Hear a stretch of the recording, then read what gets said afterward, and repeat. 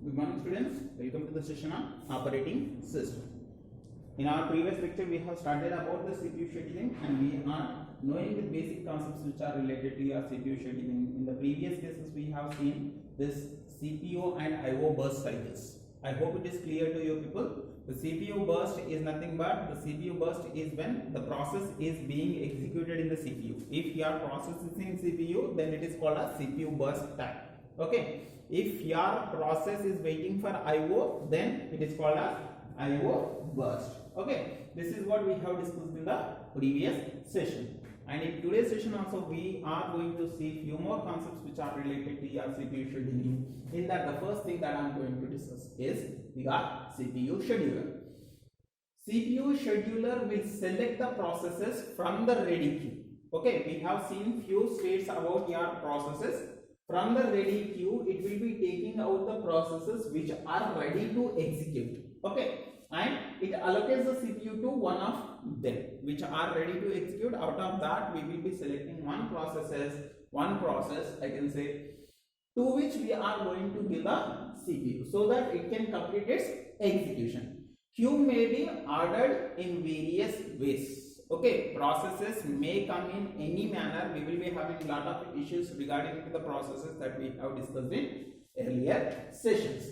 But see, when I am talking about the CPU scheduler, it can also be called as short-term scheduler. Why? Because in the short-term scheduler only we have discussed that we will be selecting the processes which are in ready queue to get executed by our CPU. Okay, and CPU scheduling decisions may take place when a process switches from ready to, or as when it is running during the running state, when it is running from the running state to waiting state, when it is going from running state to waiting state, then also CPU scheduling is very important in order to take the decision. Okay, and when it is switching from running state to ready state, okay, we will be having different kind of states. I hope it is clear to you people. In the first unit we have discussed different kind of states of processes. One is new, one is ready, and one is running,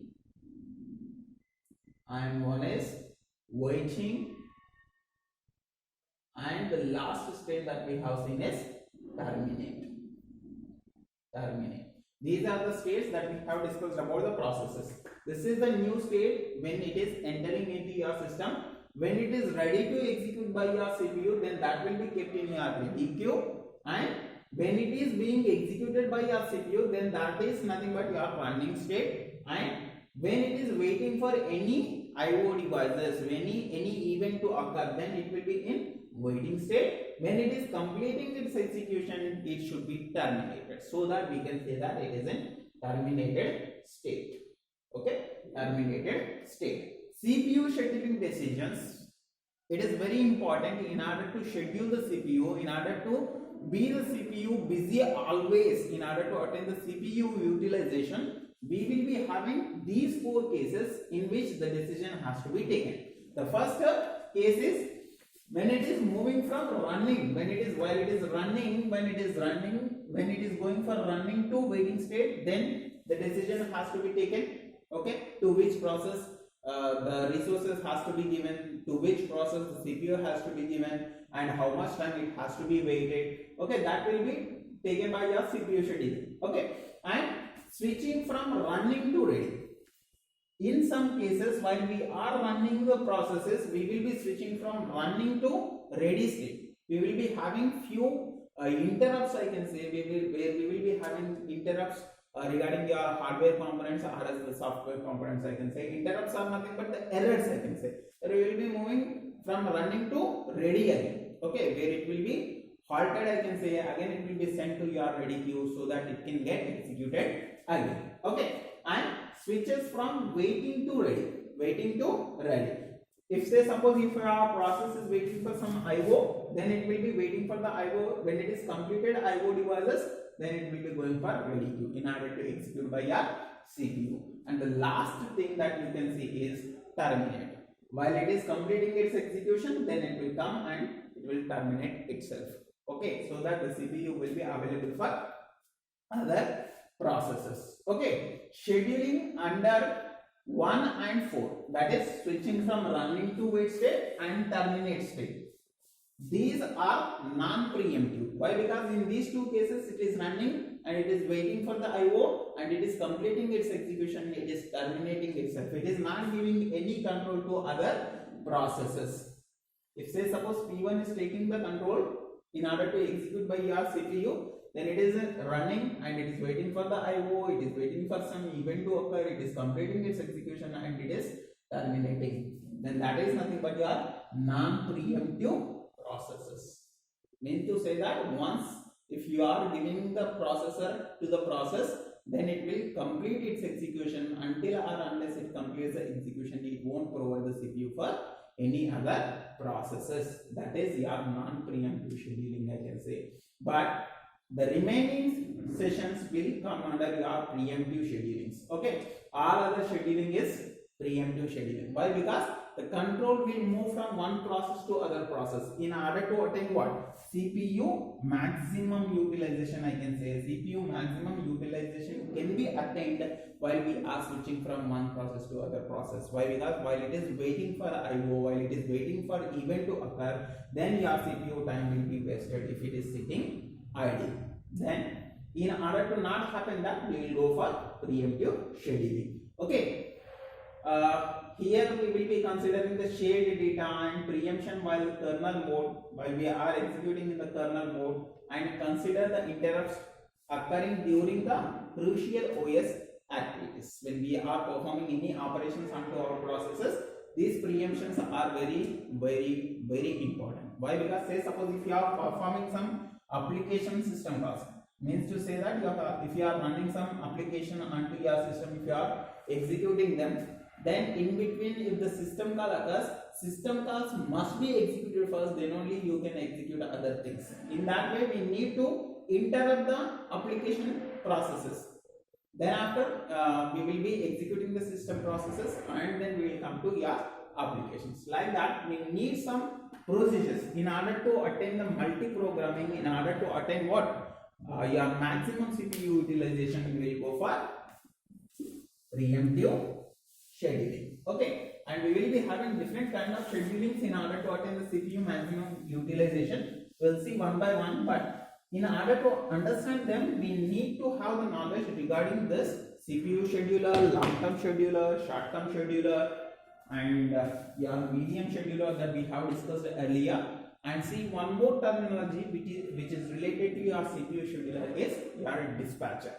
Dispatcher is also a module of your operating system.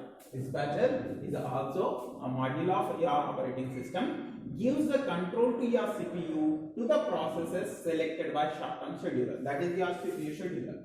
That is what discussed. That is what we have discussed just now. Okay.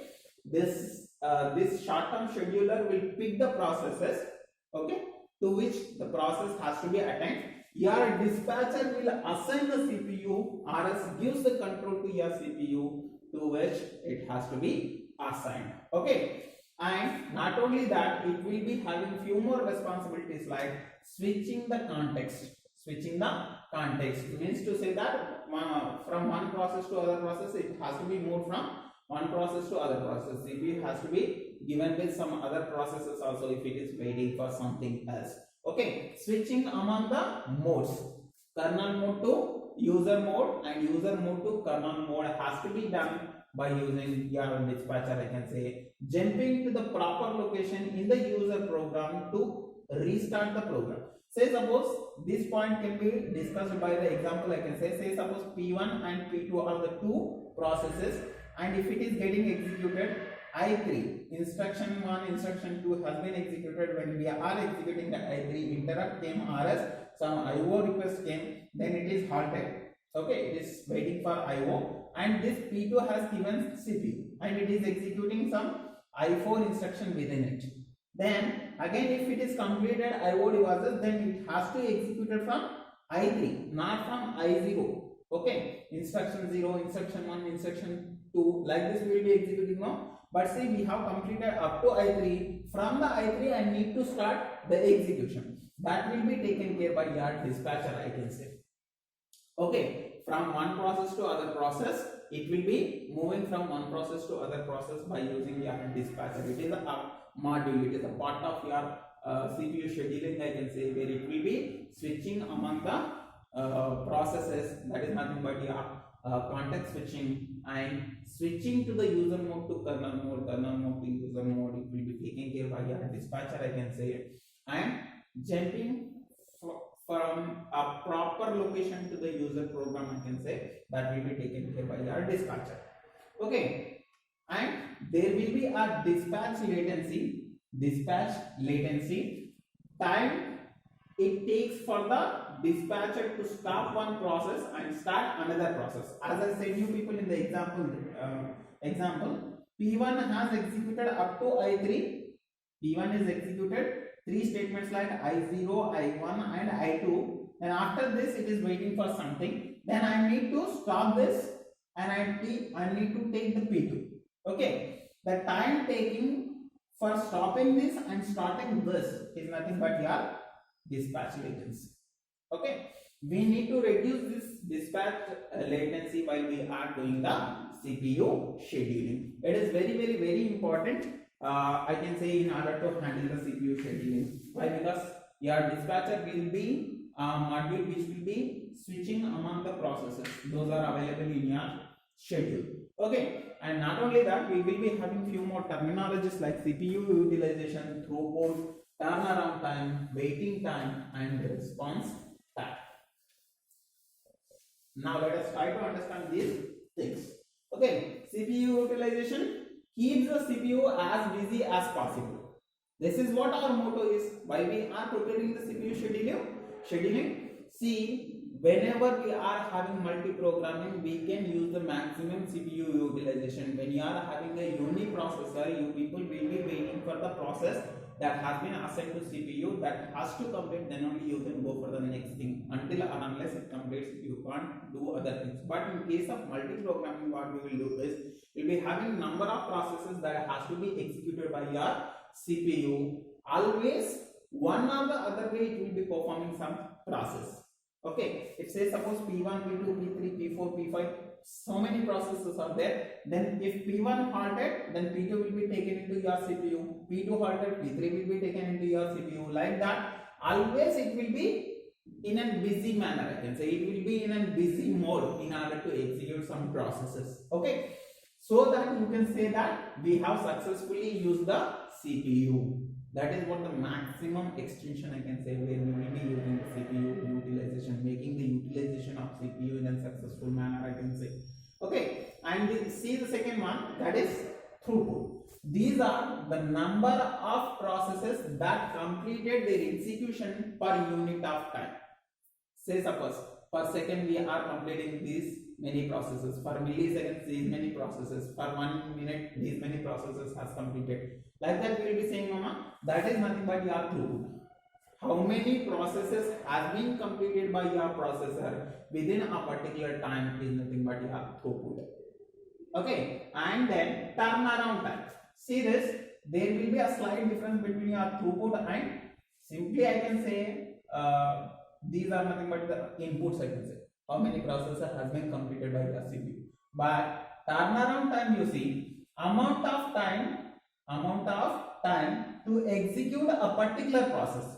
Here we have said how many processes has been completed by your CPU within a particular time. But in this case, we are talking about a single process to complete its execution. How much time it is taking in order to complete its execution is nothing but this turnaround time. Okay, and waiting time is nothing but amount of time to a process has been waiting in the ready queue.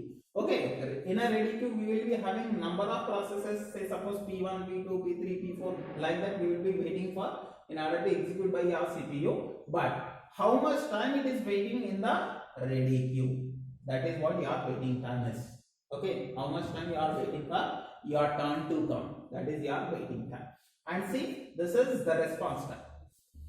Amount of time it takes from when a request was submitted until the first response is produced, not output, for the time sharing environment. In the time sharing environment, you can see the response time. Why? Because say suppose in a time sharing, already I told you people, every process will be given with the time slice 20 milliseconds, 30 milliseconds. After that particular period, other process will take CPU and execute, and after a particular time it will be given with the some other processes. Like that we can observe this in a time sharing environment. This response time is nothing but after the submission of your process, whatever the first response that you are getting, is nothing but your response time. Okay, this is your terminologies which are to be known by you people in order to understand the concept of CPU scheduling. Now let us try to understand this by taking an example. I will be taking an example of hospital. Okay, why I will take the hospital example? This you see, CPU is nothing but your data. Okay, he need to handle the patient. How many patients will come home? He will be busy with those particular patients, I can say. Maximum, if the doctor is maximum busy, then I can say he is a successful doctor. Okay, if he is busy, we can say that he is a successful doctor. Like that only, if your CPU is busy with some of the other process, then I can say CPU is utilized in maximum extent. And see, throughput. In one day, the doctor will treat so many patients. How many patients has been treated by your doctor is nothing but your throughput. In other way, I am saying that when I am considering my computer, I am saying that the number of processes completed by your CPU is nothing but throughput, I can say. Okay, and see turnaround time. When a patient enters into hospital, how much time has been taken in order to treat that particular patient? That is nothing but your turnaround time. Okay, and then see, these are the examples in order to understand the concept. You should not give these examples in your examinations. Okay, and see waiting time. When I enter into your hospital now, I will be taking the token. I will be waiting for my token number, and I will be entering into the system. Like that, we will be waiting for. Or else we will be going for lab test, and we will be waiting for the reports. Okay, those are nothing but your waiting time cycles. Okay, and response time. Whenever you are entering into some hospital, then there will be a reception. Okay, they will be saying that you need to consult this doctor, you need to go for this particular room number, you need to consult these particular labs. They will be giving some information. So the first response that you are getting is nothing but your response. Okay, try to understand the concepts by taking the example. No need to present that onto your table. Okay, this is for your sake, I can say.